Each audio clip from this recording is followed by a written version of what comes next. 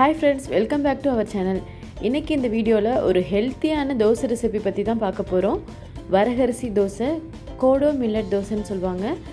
அந்த எப்படி பண்ணலாம்னு சொல்லிட்டு இந்த வீடியோல பார்க்கலாம். அதுக்கு முன்னாடி எங்களோட சேனல் நீங்க இதுவரைக்கும் subscribe பண்ணலனா subscribe பண்ணிக்கங்க. மறக்காம பக்கத்துல இருக்க bell பட்டனை press பண்ணிக்கங்க. வாங்க வீடியோக்குள்ள போகலாம்.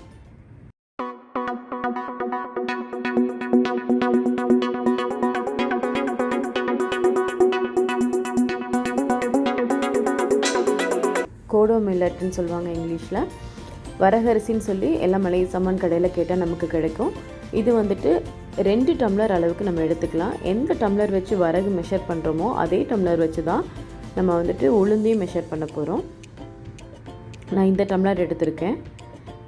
இந்த டம்ளர்ல நான் 2 டம்ளர் வந்துட்டு வரகரிசி எடுக்கிறேன். இந்த தோசைக்கு தேவையான மெஷர்மென்ட் எல்லாம் பாத்தீங்கன்னா தோசை இட்லி எது வேணாலும் பண்ணிக்கலாம். நம்ம சேமா ரைஸ்ல பண்றோம் இல்லையா அதே மெஷர்மென்ட் தான் இதுலயும் தேவைப்படும். நம்ம 2 டம்ளர் ரைஸ் 1 டம்ளர் உளுந்து வைப்போம். அதே மாதிரி தான் இது 2 டம்ளர் வரகு 1 டம்ளர் உளுந்து வைக்க போறோம்.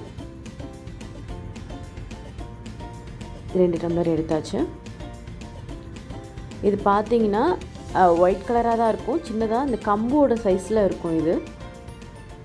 இது ரொம்பவே நல்லது. நிறைய ஹெல்த் பெனிஃபிட்ஸ்லாம் இருக்கு. இதுல என்னென்ன ஹெல்த் பெனிஃபிட்ஸ் இருக்குன்னு சொல்லிட்டு நான் உள்ள வீடியோல சொல்றேன். இந்த தண்ணி ஊத்தி ஊற வச்சுக்கலாம். நான் இப்போ இத நைட் ஊற வைக்கிறேன்.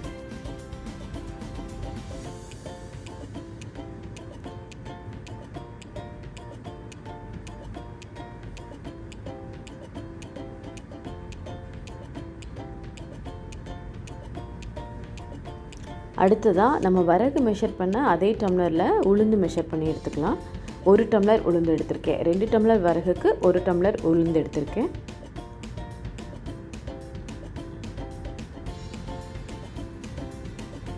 அது கூட நார்மலா நம்ம இட்லி தோசைக்கு சேர்க்கிற மாதிரி கொஞ்சம் வெந்தயம் சேர்த்திருக்கேன். இதையும் ஊற வச்சுக்கலாம். இது ஓவர் நைட் ஊறட்டும். மினிமம் 6 hours இருக்கணும். 6 to 8 hours ஊறினா போதுமானது.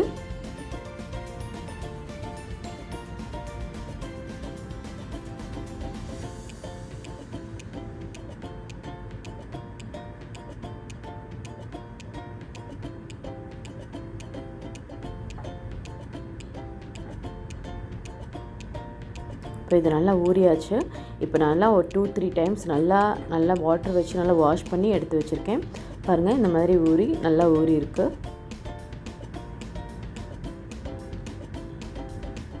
2-3 டைம்ஸா இத வந்து நல்லா வாஷ் பண்ணி எடுத்துர்க்கேன். அதே மாதிரி உளுந்தும் நல்லா ஊறியாச்சு. இப்போ நம்ம இத அரைச்சிரலாம். கிரைண்டர் இல்லனா மிக்ஸி எதுல வேணாலும் அரைக்கலாம். நான் வந்துட்டு இன்னைக்கு மிக்ஸி யூஸ் பண்ணி தான் அரைக்கிறேன். கொஞ்சமா தண்ணி சேர்த்துக்கலாம். இது ஆல்ரெடி வந்துட்டு இந்த வரகுல நிறைய வாட்டர் அப்சர்வ் பண்ணி வச்சிருக்கோம். அதனால நிறைய தண்ணி ஊத்துனோம்னா ரொம்ப தண்ணி ஆயிடும். சோ கொஞ்சமா தண்ணி ஊத்துனா போதும்.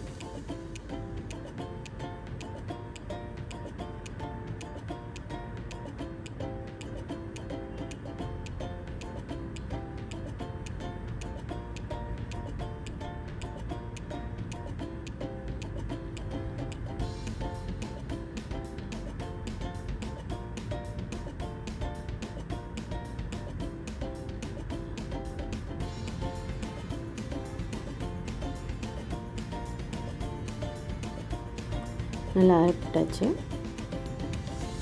இந்த பதத்துக்கு நம்ம அரைச்சுக்கலாம். நார்மலா நம்ம இட்லி ரைஸ் வச்சு இட்லி தோசைக்கு மாவு அரைக்கிற மாதிரி தான். பாருங்க நான் உளுந்தையும் அரைச்சாச்சு. வரகு எல்லாமே அரைச்சிட்டு இதுல நான் வந்து கொஞ்சம் வந்துட்டு உப்பு போட்டு mix பண்ணி வெச்சுக்கிறேன். இது வந்துட்டு நான் மார்னிங் அரைச்சிருக்கேன். நைட் ஊற வச்சேன். மார்னிங் அரைச்சிருக்கேன். நம்ம நார்மலா ரைஸ் வச்சு பண்ற மாவு மாதிரி தான் இருக்கும் இது. பாருங்க இது ஈவினிங் ஆயாச்சு. ஈவினிங்ல நல்லா புளிச்சிருச்சு மாவு.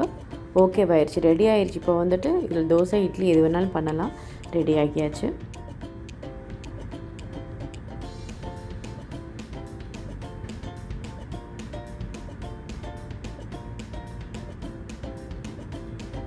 பாருங்க நல்லா புளிச்சிருக்கு. கொஞ்சம் கெட்டியாக இருக்குது மாவு எல்லாமே.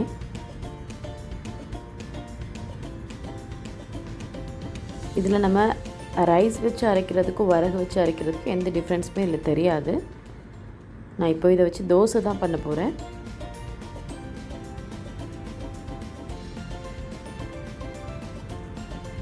கலர் கூட நார்மலாக நம்ம ரைஸ் வச்சு பண்ணுற மாதிரி ஒயிட்டாக தான் இருக்கும், நார்மல் தோசை மாதிரி தான் இருக்கும். ஆனால் இதில் நிறைய ஹெல்த் பெனிஃபிட்ஸ் இருக்குது. மெயினாக இது வந்துட்டு சுகர் கண்ட்ரோல் பண்ணுது. நார்மலாக இந்த நம்ம கோதுமை தோசையே சாப்பிட்டுட்டே இருக்கிறதுக்கு பதிலாக இந்த மாதிரி வரகு இடையில சேர்த்துக்கலாம். இது ரொம்ப நல்லது, சுகர் கண்ட்ரோல் பண்ணுது. அது இல்லாமல் உடம்புல இருக்க பேட் கொலஸ்ட்ராலை வந்துட்டு ரெடியூஸ் பண்ணுது இது.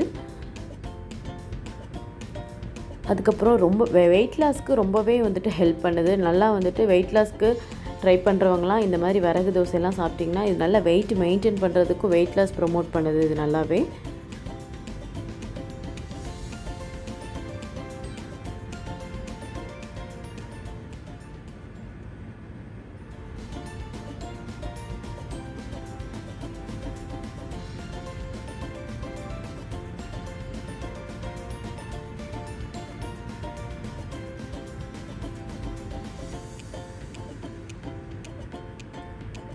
வரகரிசி சாப்பிட்றதுனால அந்த கேன்சர் வர்றதுக்கான ரிஸ்க்கு கூட ரெடியூஸ் ஆகுதுன்னு சொல்கிறாங்க.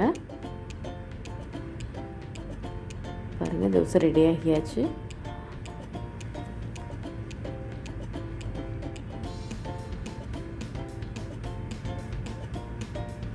நாங்கள் இதை ஸ்டார்ட் பண்ணது வெயிட் லாஸ் பண்ணுறதுக்காக, வெயிட் மெயின்டைன் பண்ணுறதுக்காக தான் இந்த மாதிரி ஸ்டார்ட் பண்ணோம். பட் இதில் நிறைய பெனிஃபிட்ஸ் எல்லாமே இருக்குது.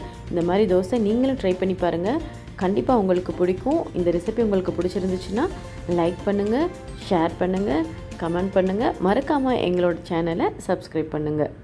தேங்க்யூ.